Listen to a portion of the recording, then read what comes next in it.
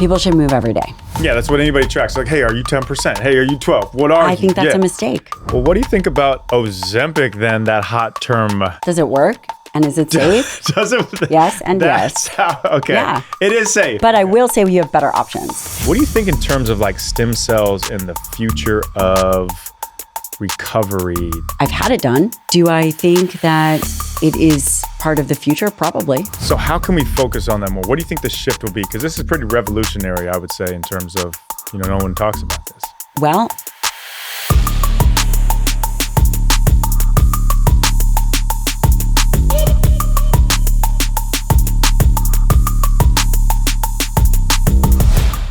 all right, so let me shoot it to you straight. Ketone IQ has been an absolute game changer for me.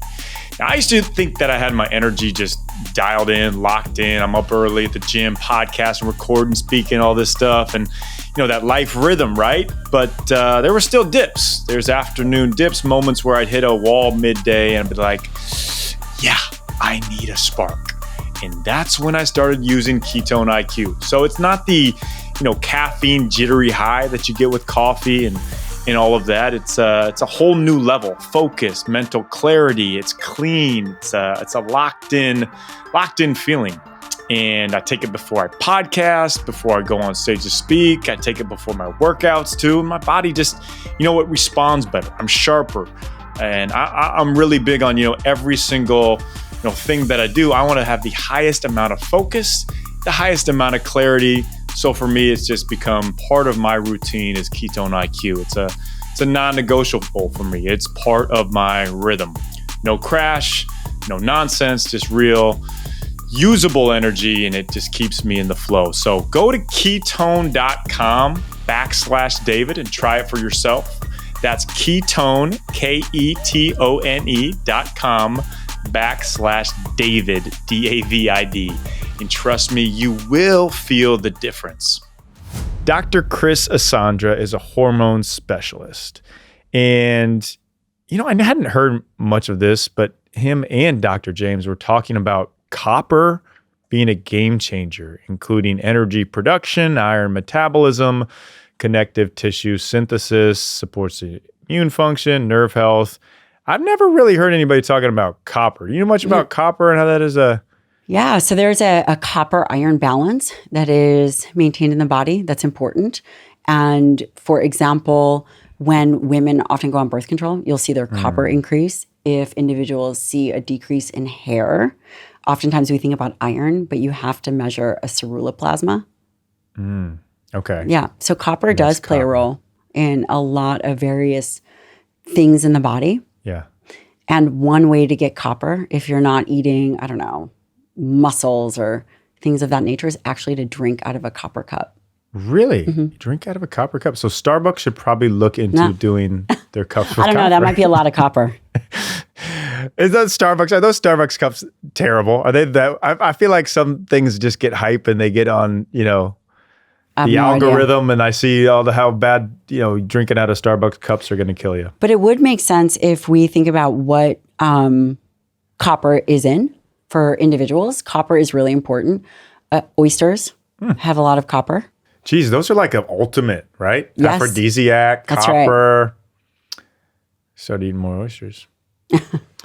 Okay, so Dr. Asandra is also talking about peptides. And peptides, it seems like we're kind of at, this juncture in peptides of people know about it. A lot of people still think it's kind of like HGH and think it's almost cheating, but it's an injectable, so it's kind of intense.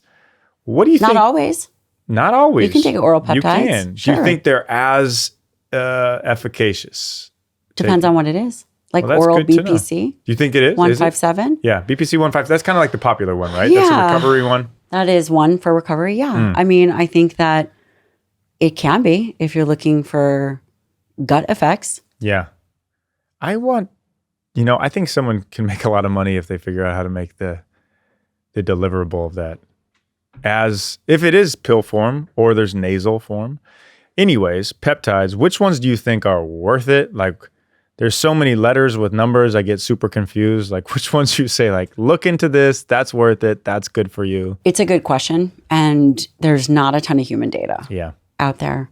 And the first thing you have to ask yourself is, what is the outcome someone is looking for? And before an individual is going to peptides, do I think they work? Again, this is a broad term.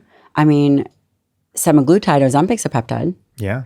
You're right. And is that effective? Totally. Totally. BPC 157, Samorelin, Tesamorelin, these are all peptides. Yeah. Some of them are pretty effective and others maybe not so much. MK677 seems to be something called a ghrelin agonist. Ooh, what does that do? I've never heard of that. Makes people very hungry, but it makes them hungry. Yeah, it makes people hungry. It's a reverse Ozempic. That's reverse. Yes, that's reverse Ozempic. Is there a role for it? I suppose the first question is figuring out what is legal nowadays versus what is not. And I believe that there is a lot of individual variation. Yeah, I'm sure. Some people seem to respond and others do not. Well, what do you think about Ozempic then, that hot term? Is it, well, good is probably not the right way to ask that Does question. it work? And is it safe? Does it? Yes and yes. Okay. Yeah. It is safe. It is. Okay. But I will say we have better options. So Manjurno is another somewhat class. It's not solely a GLP-1. Okay. It works, I think, better. And I think the data also supports it working better. Individuals can lose more body fat, which is amazing. Yeah. Also seems to have less side effects, nausea and vomiting.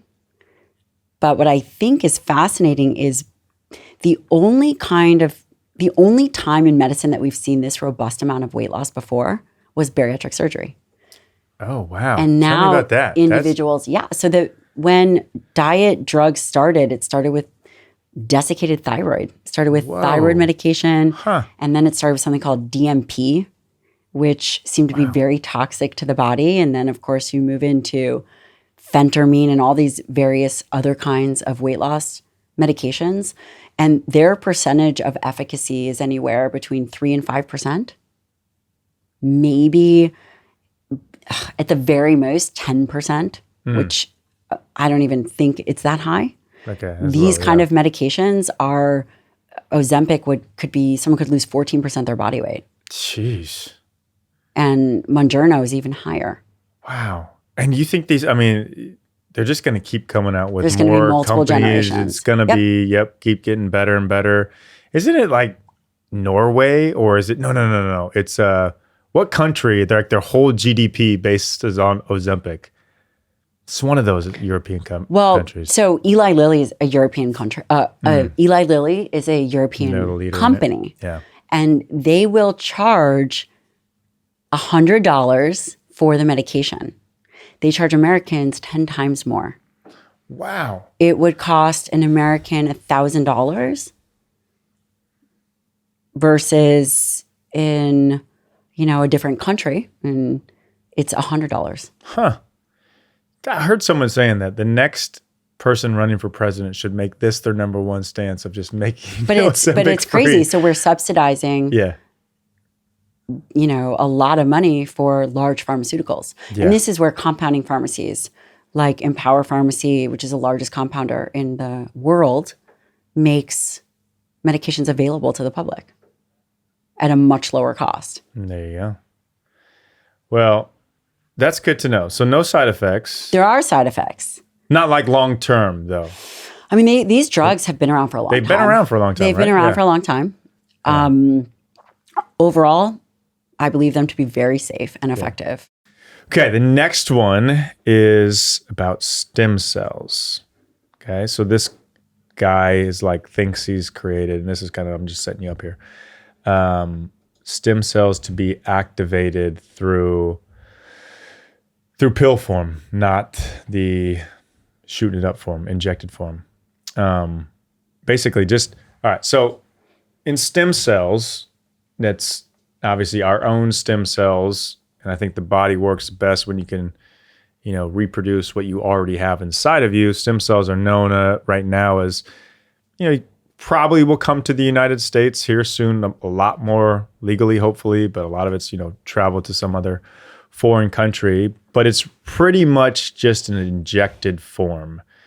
What do you think in terms of like stem cells and the future of recovery, the future of, just rejuvenating your own cells and body? It's interesting. So stem cells, if we were to think about what they are, they're undifferentiated cells that then have a unique ability from what we understand to differentiate into specialized cells.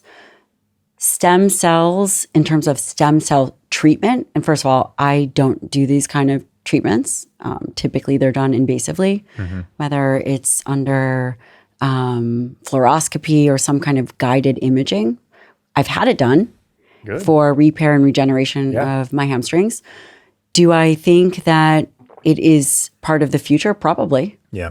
Do I think that they are likely safe? I do. I think the challenge is with, again, I'm talking a little bit outside of my domain because I don't do it.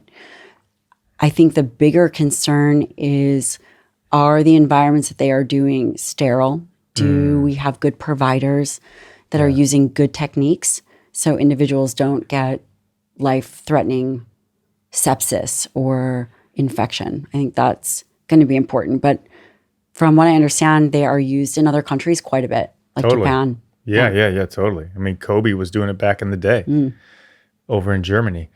I mean, it's fun to talk to you about the visionary type things, as you're obviously very smart in this field and a lot of different fields, and just have it seems like a good sense of like, what could be coming next.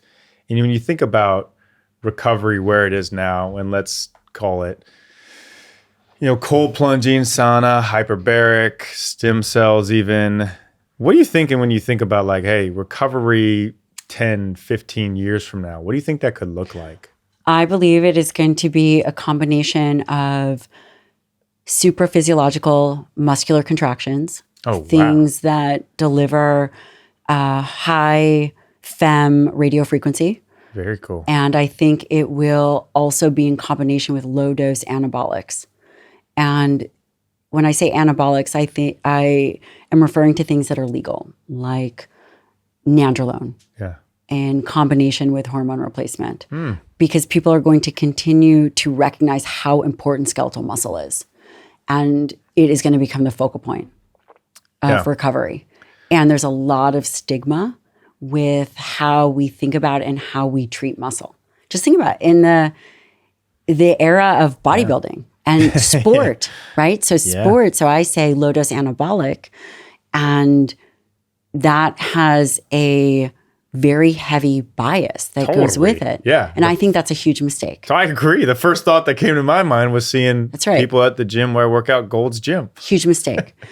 But if you think about when AIDS first happened, I don't want to say first happened, but when it really became this massive epidemic in the US, not talking about globally, those individuals out of desperation found a solution. So what was killing them was this wasting syndrome. And they turned to anabolics, and it saved people's lives. Wow. And it allowed them a bridge to wait until they had antivirals that were meaningful. Yeah. But it transitioned them from wasting individuals to individuals that had the ability to get treatment. That's super interesting. And that's what I think the future, I think that's where the future is going. And I think there will be a period of time where when an individual is not using low-dose anabolics for aging, it's going to be archaic. Yeah. I mean, I totally can see that too. It's just going to have to be it's almost like so many things became so vilified. Like creatine is finally crossing the surface of it's good for you. It's good for your brain. It's good for your body, as opposed to being a vilified, what most people thought was steroids. So yeah, I think that makes a lot of sense. Visionary. Heard it here. Okay, so with Don Saladino. Whatever he says, I agree. I'm just kidding. I tend to agree with that too. He's a very smart guy, and just obviously looking at him, he knows what he's talking about. We were talking about tracking versus the feel.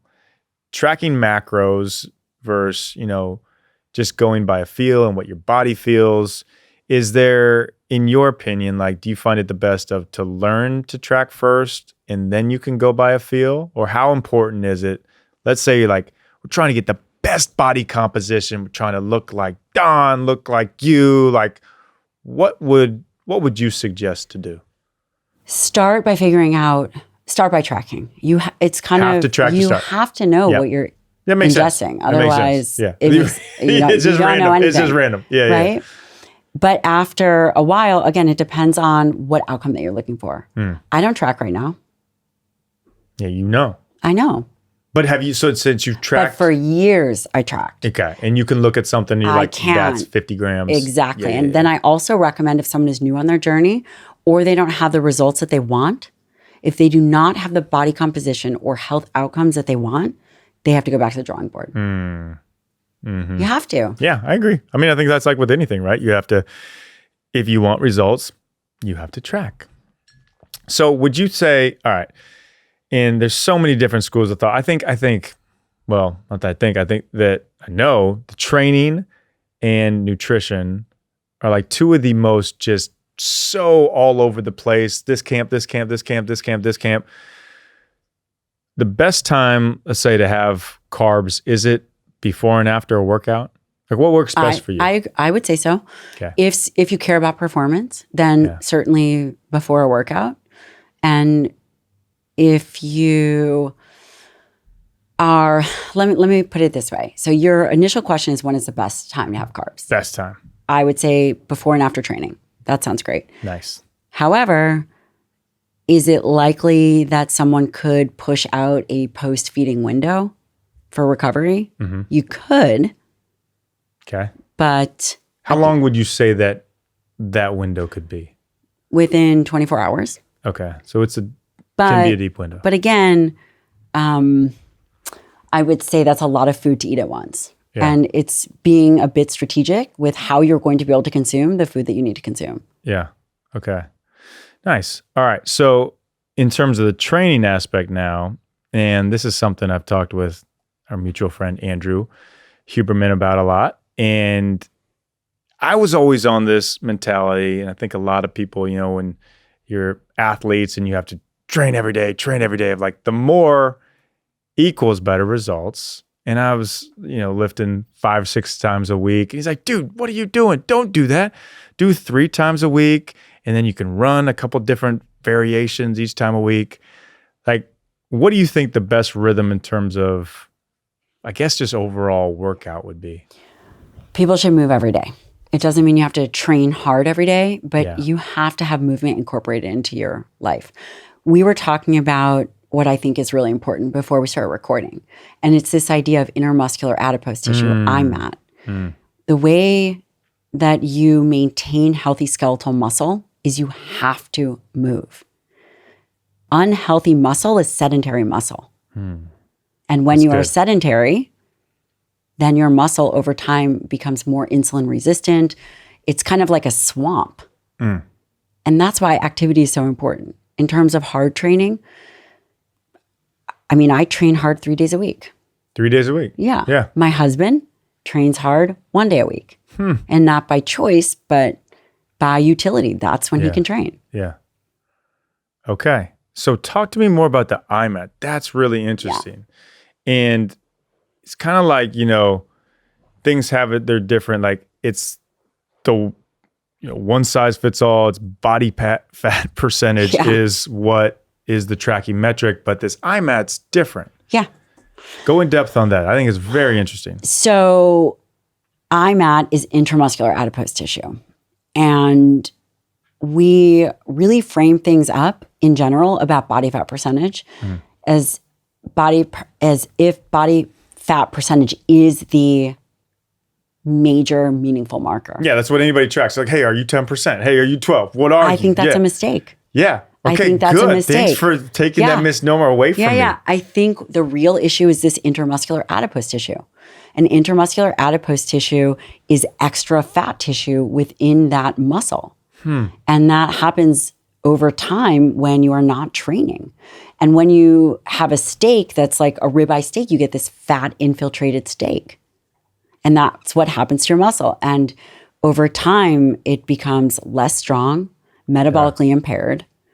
And is body fat correlated to it? Yes, an individual could have higher body fat and higher intramuscular adipose tissue, but they could also have a variation in body fat, like a lineman. Maybe they have high body fat but low intramuscular adipose tissue, and their metabolic markers are all good.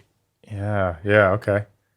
The idea that body fat percentage is the most important outcome, I think, is a mistake.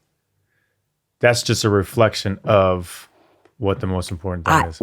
Not necessarily. So intramuscular adipose tissue increases with age, Yep. increases with sedentary behavior. You'll see, quote, skinny fat. Yeah. I think that the issue is not their subcutaneous fat. It's the intramuscular fat. Wow. Okay. And that's what we need to actually start focusing on. So how can we focus on that more? What do you think the shift will be? Because this is pretty revolutionary, I would say, in terms of, no one talks about this. Yes. Well, good lifestyle practices are definitely imperative, which is resistance training and diet. But I also think measuring intramuscular adipose tissue so you have a baseline is going to be important. And how you're going to do that is going to be your next question. Well, we don't have great and easy ways to do that. Gotcha. How we would do it would be ultrasound or MRI. And say, for example, in Japan, an individual could get an MRI for like $100. But here, it's not as accessible. Yeah. The moment it becomes more accessible is the moment we're going to be able to see at a population level in the US what we're actually dealing with. But I think the problem is that intramuscular adipose tissue. That's really cool. So it's this idea of muscle quality. I love that. It's not just about having more muscle. It's about having better functioning muscle. Yeah. It's that lean muscle quality. And I think that's what's so critical. Well, let's keep talking about that too, because I think it's like, looking at, and it's just how people are, right? You also believe people that look the part, and you and Don live it and look it. And I also think it's a thing of like, hey, it's something to shoot for, to look like you, to look like Don.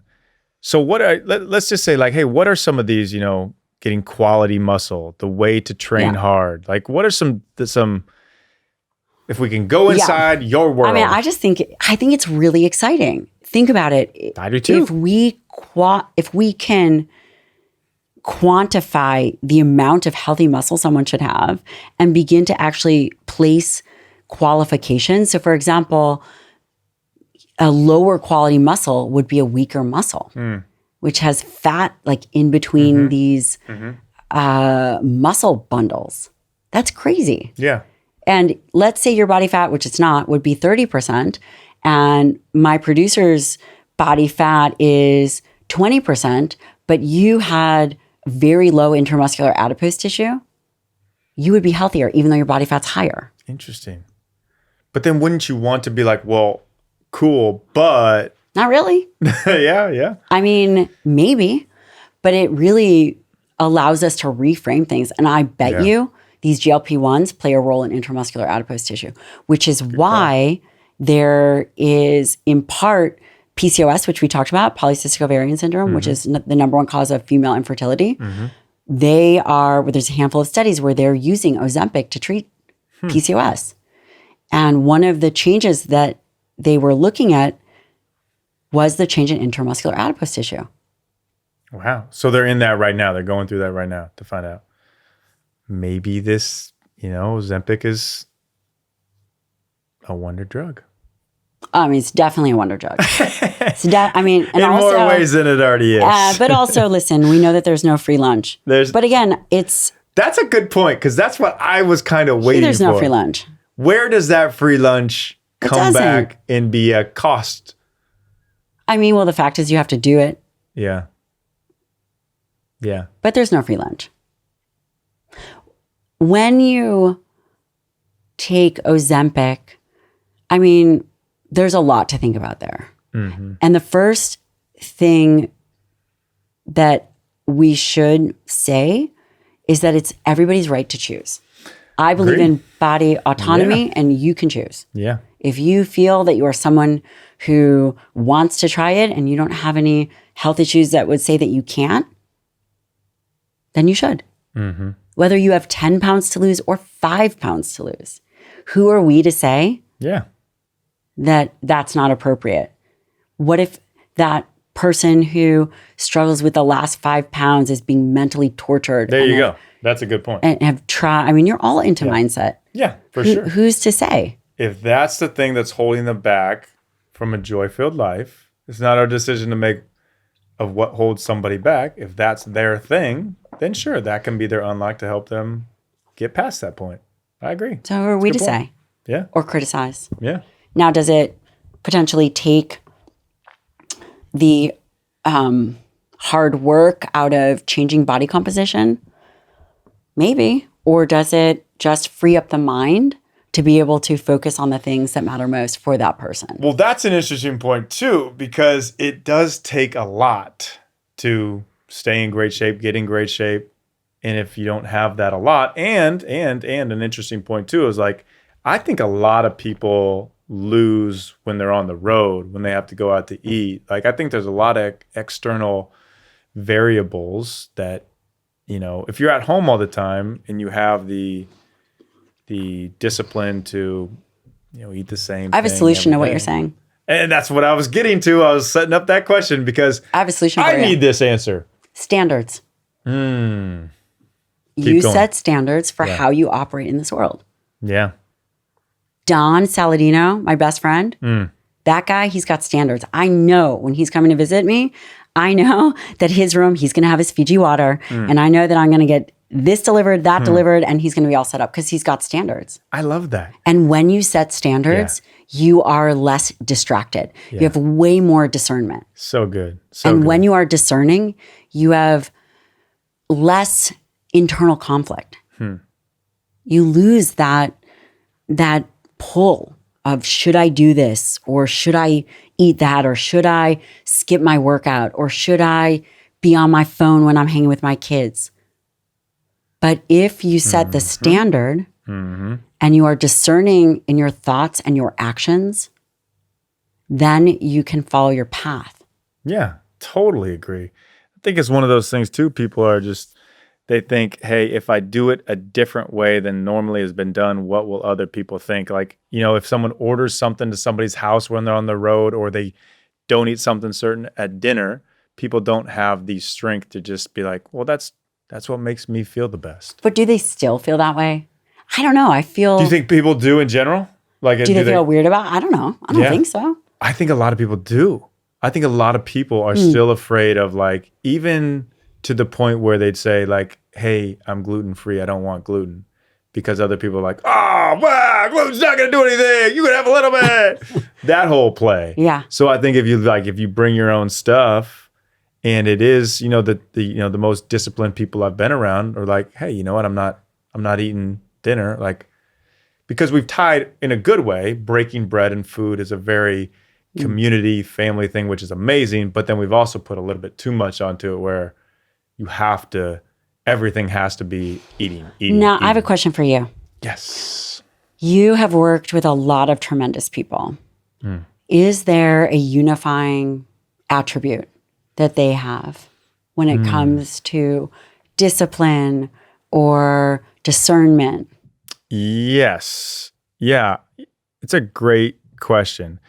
I would say the number one, if you're going to put it all together of like what makes the most disciplined people disciplined, is they are absolutely on mission. They are so into the mission that they're on. Kind of like when we started, you said that's your mission. You're one of those people. So they're relentlessly consistent on the pursuit of their mission. And they don't care if other people aren't going to get in their way of it. Other people can come along for the ride and they can be part of that mission, but they're not going to deter them from their mission. So they're obsessed. Yeah. Obsessed is a good word. Very good word for it. Yeah. They're even more than, I guess, discipline. They're just solely dedicated to that. They know that's their purpose. Do you think it always comes from a good place? No. Yeah. Not always. And that's the other balance of it too, right? Like you can look at the Kobe's, you can look at the Jordans, you can look at these Andre Agassi's and be like, oh, they're the greatest. But do they have the greatest lives? Probably not. And there has to be, and I know like obsession and balance are two, people think they're, the very different things, but they're not. Obsession with balance can also be a play too. It's just, it's really like what you're saying of your standards. Like where do you put your value in yourself? Do you put your value, if you put your value in yourself because these people like Kobe, Jordan, like they put it in being the greatest of all time, winning the most championships. Is that come from an introspective thing, or is that an outside perspective based on they probably were said at some point they weren't enough, or they couldn't be this, or they couldn't be that, so they have to prove people wrong all the time? It's a good driver, but I don't think it's a healthy way to live. Yeah, I'd agree with you. I think there's a genetic component to it. Yeah, I bet there is. I think that there is a genetic component to how individuals operate. Yeah. I mean, I have 2 little kids and I have one child. She likes to be the best. Yeah. Best at everything. Mm-hmm. And life is going to be hard for her. Mm-hmm. Because that's her expectation. She's not going to be the best. Mm-hmm. My son, Leonidas. That's a cool name. Yeah. My daughter's name is Ares Hunter, after the god of war. I named her well, definitely not a wallflower. But genetically, I'm telling you, she believes that she should be the best. And that if she has to work at it, it's a problem. Mm-hmm. And my son, he's tiny, he's 4, but he's tiny, right? I'm 5'1", maybe $105 or $110, I go a small human. He has no trouble not being good at something. He's 4 years old. Mm-hmm. And I just wonder, the drive that we see, we often place merit on, well, I'm doing it because I'm not good enough, or I'm doing it because my mom never believed me, or whatever it is. But I think there's You're much. Totally right. I think there's just so much inherent that regardless of what that environment would be, that person would come out with that belief anyway. Okay, you're super right. So yes. And it's funny because you see most friends that have multiple kids, none of them, I would say none of them, they're all the same like type A drive. Like you talked about your daughter. There's not one that's been like daughter, son, and other son are all the same way. It's usually exactly what you're saying. One is very driven. One is like, I'm different. So I think everybody has different attributes, right? And I think Rich Davini talked about this. You know Rich? I love Rich. I think he's so smart. He's such a good guy. He's such a good guy. And this concept is right. Like, you're born with something way higher than I have. I probably have something higher than you have. Doesn't mean we can't increase those, but our capacity to increase those are much easier when they're already set at a high attribute. Right. So for your daughter in the drive, like if she is put with something that, she will probably struggle, which all these people struggle with when they're not the best, but she'll also be very successful in whatever she chooses because she just has that insatiable already in drive in her. Right. And that goes to a whole nother point where in professional athletes that I've worked with, and NBA players in specific, I could tell you from the first workout, do they have the ability to be great or do they not? Based on one metric alone. And the metric is, do I drag them to the gym or do they drag me to the gym? Like if I have to say, hey, we got to work out today. We got to be at the gym. They don't want it. But if they're like, hey, what time are we going this morning? What time are we going at night? Then they absolutely want it. That sounds like, kind of the archetype that you're talking about your daughter is at. And I think I have too. At some point, I'm going to write a book on this. The formula for, I don't know, it's not even a good name, for greatness. But so a lot of these people, like Steph Curry, he grows up with his dad as an NBA player. So he's around it a lot, right? He already has the DNA, the attributes. You're born with the attributes to be a basketball player, to have those skills. But he's also immersed in the best of the best. He's around it 24/7. And then he also has great coaches or great role models, mentors leading him along the way. So those 3 pieces, Steven Spielberg, the same thing. We were on the MGM tour backlot, and they're telling us Spielberg's story. I had no idea about it. They're like, yeah, he spent his summers on the backlot with all the top directors. I'm like, well, of course he's a great director. You have access to the best with the attributes in that area. And you see it so many times. And if that at a young age, like those ages where the brain is so, neuroplastic, even more so, like 7 to 12, if it's around that age, if you're exposed to that, you've got a big, big chance. I agree with you. And I agree with you. I think it's really fascinating. You'll see this when you raise children. It just, they will, they are driven in their own way. Yeah, totally. And who knows, she might say, oh, well, my mom said I was never good enough. Or there is always this thing that it was just kind of in her hardwire that she'll find something to channel that to that will be the thing, or that will be the person that said she was never good enough. Yeah. Yeah. But it's really just this. It's hardwired. It's a hardwired drive or push. Yeah. And I think you can get it from both too. I think the smartest people are the ones that can look at, the past, look at family, look at everything in that aspect and be like, hey, do I choose to be like them or do I choose to be different? Yes. And it's kind of mind-blowing to me that people can't do that. Isn't it? Doesn't it seem just crazy? Like, why can't you? Yes. Yep. But I think that's a huge, huge separator. Because, Dave, do you prefer David or Dave? Either one's good. Dave makes me seem like a little older and maybe have a mustache. Yeah. Okay, we'll go with David. Okay, we'll go with David. David's fine. I only go by Gabrielle. I know, I love that. Or G. Oh, so I can go G? Oh, okay, go G. Okay, G. Don, I've known Don for 10 years. He calls me Doc G. Or he calls me G. I like that. But it's, I don't remember what I was going with that. I don't even know what I was talking about. We were just talking about the people not being able to separate the past or choose from the past. Yeah, it's a choice. Yeah. It's a choice. Totally. I know. And it's just, I love this just in-depth mindset stuff. Everything is choice. Everything is perspective. We were talking about that earlier when we were filming, that aging is inevitable, but weakness is a choice. Weakness is a choice. Yeah. And strength is also a choice. There's a thing. I can't remember who I'll blow it. But most people can go up to like 40 to 50% capacity of pain.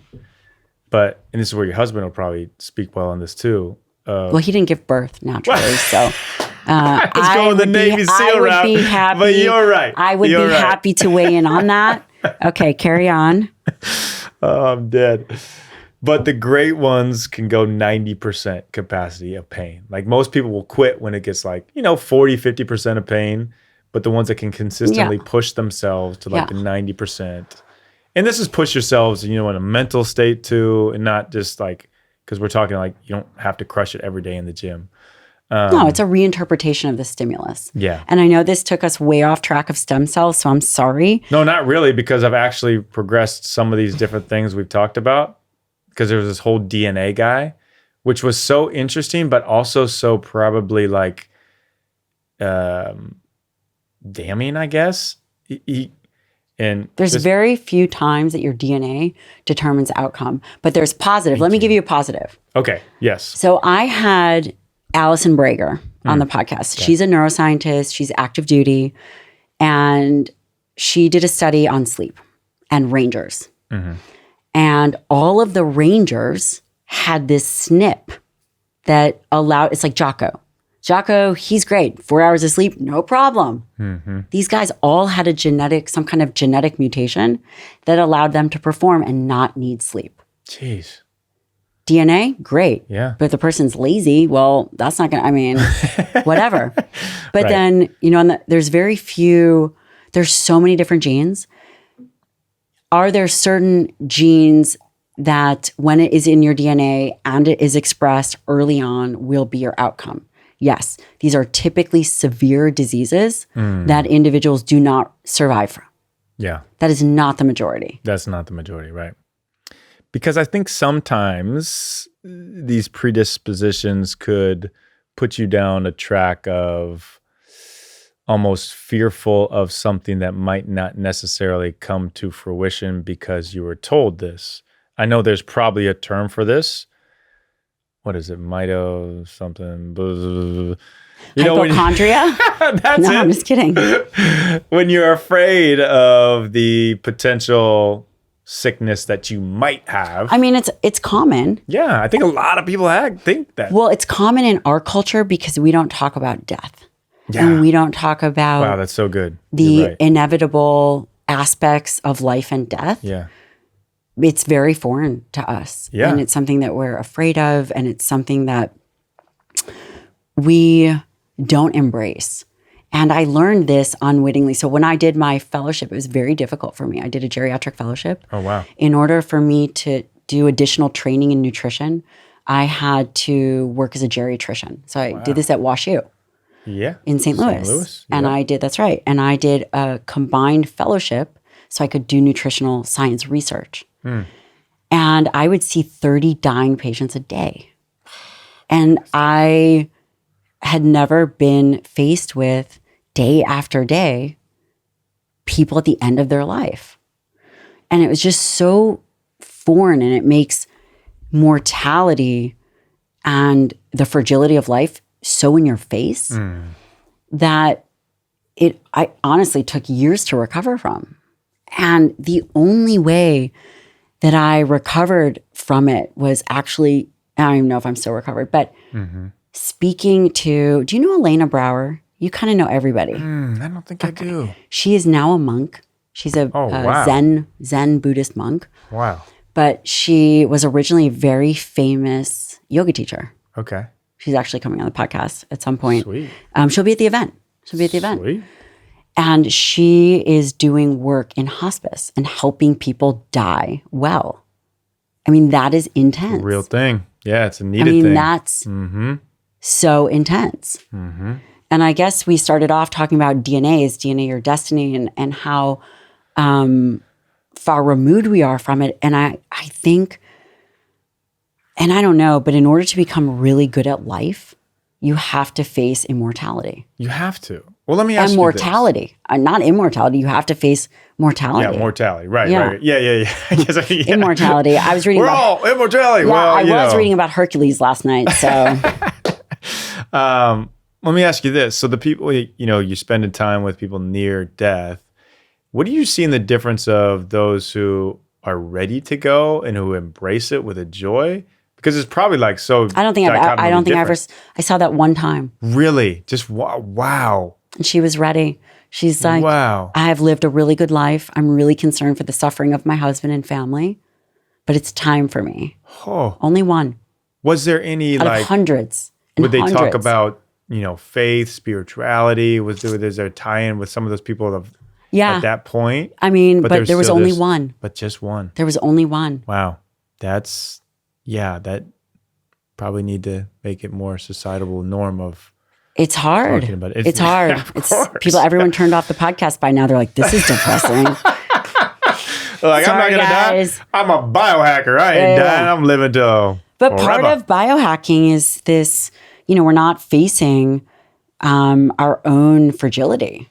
Yeah. Do you think part of the biohacking and the search for, living forever is just in absence of the acceptance of what life is and death? I totally think because it's so hard, Yeah.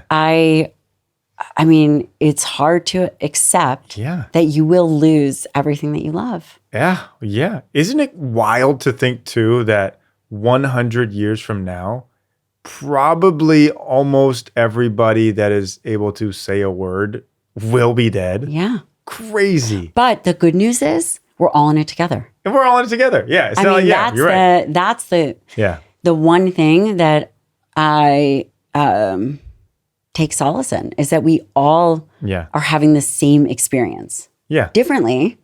But right. Yes. Yeah. And that's a good point. Well, let's see. What would you say? So Don Musselman was a survivor of cancer and a heart attack and a lot of other stuff. Okay, so what would you say like the main and trackers, things you actually have to be cognizant about in looking at heart health and potentially like, you know, a heart attack in the future? What are the real ones that we look at? Because it's always like, is it cholesterol? Is it not cholesterol? Is it this? Is it that? It's a great question and a really important one. And I would say there's LP little a, which there's a genetic component to that. And you should know your number because it does increase your risk of heart disease substantially. Nice. And that's genetic. And that number will be that number. There are ways to move it, which is interesting. But someone should know that number. Okay. Because there's a lot of discussion about ApoB being the end-all be-all. Right. And ApoB, again, is important. But I would say LP little a, ApoB, and then actually looking at the imaging of hard and soft plaque. You've heard about a calcium score, right? Well, nearly everyone's calcium score at 40 is 0. But if you look at their hard and soft plaque, now you're getting a sense of what does their vasculature actually look like? Well, that makes a lot of sense to look at it, right? Yeah. So it's not just one number. Yeah. And it's a combination of those. If I were to pick the biggest. The APO. Yeah, ApoB, LP little a, but imaging. Meaningful imaging. Yeah. I mean, that's very valid. I mean, think about the brain. How many times people actually look at their brain? Hardly ever. And then the next test that I think is really meaningful, if we're talking about blood work, is something called a Gallery test or a Grail test. And that's an early cancer detection test. Oh, okay. I was going to ask you about that. Okay. What is this one for cancer? It's so in research, it was called the Grail. Okay. But now it's called the Gallery. It's available for people. And it looks at, I think, around 68 different cancers. And we use it a lot in military operators that have been overseas and deployed. That would be a next very important test. And then full body scans. Again, it's not common here. It's more in the biohacking space. But I do believe that at some point that will become the standard of care. Yeah, I think you're right about that. You think that's interesting on cancer? And I've had a friend who has had a family member going through cancer and has the means to get them the best care. And it just seems like it's almost a one size fits all thing. And I don't know, I'm not talking out of much education around this, but do you almost think there's like, if you have cancer, you just almost have to have somebody with you to guide you along the way to know, because you can't just chemo everything, and it's just not, because that kills everything. I don't know. I don't know. I think there's a lot to be changed in that. And I think there's a lot of different types of cancers. Yeah, that's a good point. And it's complicated. Yeah. That's about the best answer you can. It is complicated. I think it feels like, though, almost any of it, and I, once again, could be speaking completely out of my butt, but like, can be cured. Ish. Seems like maybe, I think that we've made a lot of advances, and even from the treatment standpoint, but also what we believe to have been causative. So, for example, for the longest time, people believed that testosterone caused prostate cancer. Jeez. And for decades, they castrated men because they believed that testosterone caused prostate cancer. And they were wrong. Jeez. They were wrong. They should get refunds on their balls. They should definitely. I don't think it's going to happen, but for sure. And that becomes, so there's a treatment aspect, but then there's the prevention. Yeah. And understanding what things are causative versus what is not. Well, that's a good segue, because I think it's really interesting of like, let's think about all the things right now that are so hyped up, right? Seed oils are probably the most hyped up thing. Like, it seems like the whole Maha thing is all seed oils. And if I'm a restaurant out there, just do a seed oil free place and you're gonna blow up. Like, that's my marketing tip to you. But there's also the plastics, the BPAs, the water bottles. What do you think, like, the biggest problem is? Let's go with the biggest problem, yes. And then let's go with like 20 years from now, we'll look back and be like, we were cutting their balls off for high testosterone. Totally. The biggest problem is overconsumption. I agree with that. Overconsume. Super agree with that. overconsume and we waste. Yeah. And Yeah. we contribute to greenhouse gas from waste. Yep. 100%. Number one, it's this overconsumption 100%. problem. Number two, do I think seed oils are a problem? I think they're unnatural. Yeah. I think we have to understand we don't just eat seed oils. We don't just eat, but like we're not, when we do stuff on saturated fat, we're not just eating a tablespoon of saturated fat. We eat diets. Yeah. And when I think about the future, I think we have to recognize that we are a global society. And what our experiences are here in the US, what we do impacts other countries. What other countries do impact us. Good point. And there's a lot of people that starve and there's a lot of people that overconsume. And if I were to say, what do I think is really valuable is understanding that we all recognize that whole foods are really important. And how do we make whole foods accessible to everybody? And really understand what industry might be pushing, which is processed foods. And is it just about processed foods, or do we have to have more standards as to what we're making? Because we have to feed a world. Yeah, I don't. There's no way agree. We're going to feed a world without having processed foods. Thank you. So how do we make better foods instead of, it's a very elitist conversation to say that we totally. can't And have I've any always processed thought foods. about that too, of like people like, well, just eat whole foods. Like, well, not everybody has that. Have you ever been to poor places where like they don't even know what whole foods is? Right. You can't so I think that's such a great answer, and that needs to be talked about more. Of it is just like, the whole issue is not seed oils. That's just a small. Let's get the best food possible to the most people. Definitely. Okay, the first point you said was really interesting. What did you say at the start? What was the first thing you said there before seed oils? The overconsumption. Yeah. Okay, so people will say, and this is hilarious to me, they're like, oh yeah, I went to Italy and, I didn't gain any weight. It must be the difference of the pasta. Yes, probably. I'm sure it probably is. But the portion size is not Cheesecake Factory. It's a little, handful of pasta compared to a huge dish of pasta. And they're walking all over the place. Time. There's only one city in the United States set up like a European city that's an actual city that you can walk around. That's Boston. None other. LA, think about it. That doesn't work in Europe. All European cities, you can walk around them. That's my point. I think you're right. And we definitely don't move nearly as much as we should. Yeah. 50% of the population doesn't exercise. Crazy. Is it the kind of pasta? Well, I've never been to Italy. I don't know. Okay, you got to go. Okay, can't wait. Positano, Italy. Okay, well, whenever you go, it's my favorite thing to do is help people with their Italy trips. Well, I hope my husband is listening. Yes, please take her there. You definitely owe me a birthday present, especially for all the childcare. But anyway, moving on. It's overconsumption. It's lifestyle. It's not blue zone. It's none of those things. It's a collective environment. Actually, I think an important thing is, you talk about processed food, is when somebody is, and I was talking like, if somebody just doesn't know in something, like I can forgive them. You forgive ignorance. We're talking about the difference of forgiving ignorance and, really is it people does everybody know? Because everybody does not live in this healthy space. You know what I realized? Most people. After I left LA, whenever I leave little Air One environment, Air One is not real life. People do not. Should be. That would be amazing. But you ever walked out of there with a grocery bag less than $100? You can't do it. A $30 smoothie? Yes, probably. Yeah, you know how good Hailey Bieber smoothie is? I wanted to hate it, but damn, it's good. So, that's really funny. Anyways, there's just a lot of people just don't know. And I think that education around it is very important.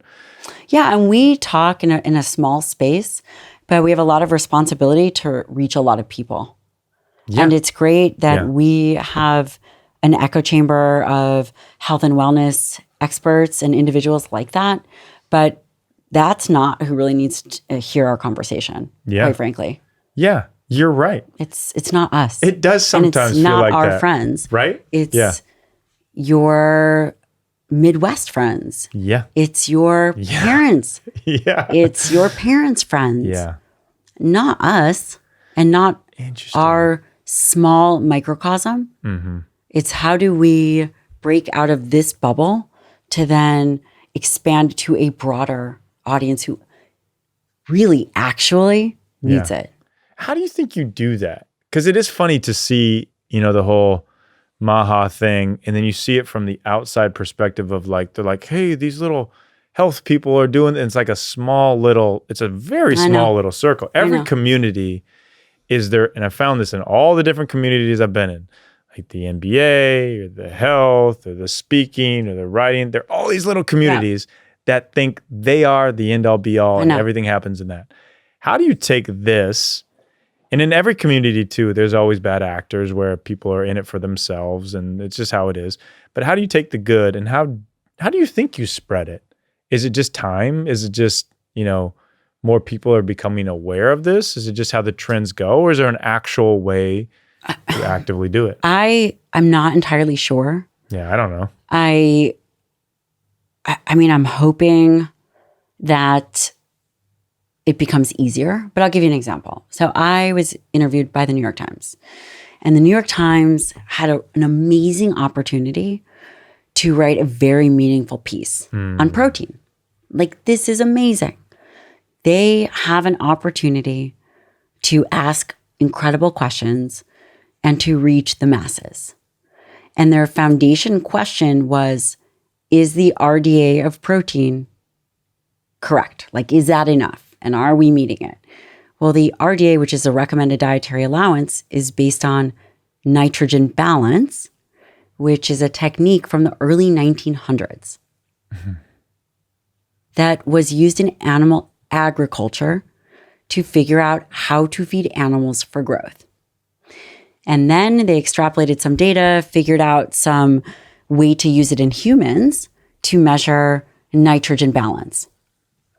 Now, I ask you, how is that meaningful for any health outcome in a human?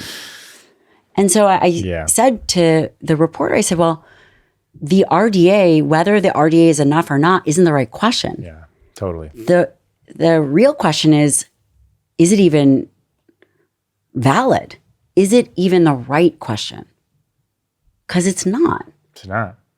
And that was an opportunity to actually, instead of saying, okay, well, is the RDA enough or not? And asking, is this even a relevant conversation or not? And they missed that opportunity.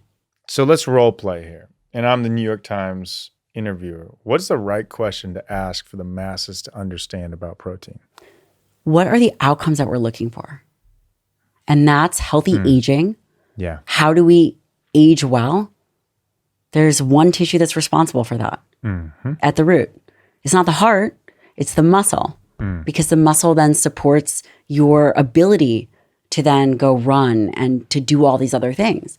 But without strength and mobility and the capacity to meet your activities of daily living, there's nothing there. You can't support your infrastructure. Isn't it funny of like, at anything in life, when you start off with it, it's pretty simple. When you're a kid, you're excited about something. When you just get into something new, you don't know all the details. It's just pretty basic, right? And then as you get further into it, there's all these details. There's all these there's meal timing, there's macros, there's this. But then once you get to like the higher level, it's back to the simple. So it's a sandwich of simple, and up at the higher level, like at its basic level, literally, if you eat protein, you strength train and you move, and you have you're not just gorging out a Cheesecake Factory. Totally. You're probably going to be in a really good spot. So simplicity. That's so simple. Will beat any complex plan. Period. Totally. But in order for us to reach the masses, I think it's going to have to take someone who is very visible or a company that is very visible to move the needle out to the public. You know what I think it is? And I had this revelation when I saw MrBeast selling his candy bar. MrBeast is probably the most famous person in the world, especially with the generation to come. And if he's selling something that is a healthy thing or teaching people how to eat healthy, that changes the whole narrative. But he's not. He's selling a candy bar. The Paul brothers are selling that drink that's terrible. If they transferred to something healthy, if we can get these YouTube, TikTok, next wave influencers on board, I think that's the people we need to go for. Yeah, I think that's a great idea. Also, think it's critical. I'm actually not worried about me or you. Yeah. I'm worried about the next generation. Yeah. I'm worried about the generation that is up against something they've never seen, which is screens and internet and a landscape that is completely foreign to human evolution. It's going to be crazy. Yeah. I think the strong are going to dominate. Yeah. Amen. Forever strong. That's right. Drop the mic. Boom. Thank you so much for tuning in. And if you enjoyed this episode, there's plenty more where it came from. You can go find another episode just like it right here. Come on. You can click it. You know you want to.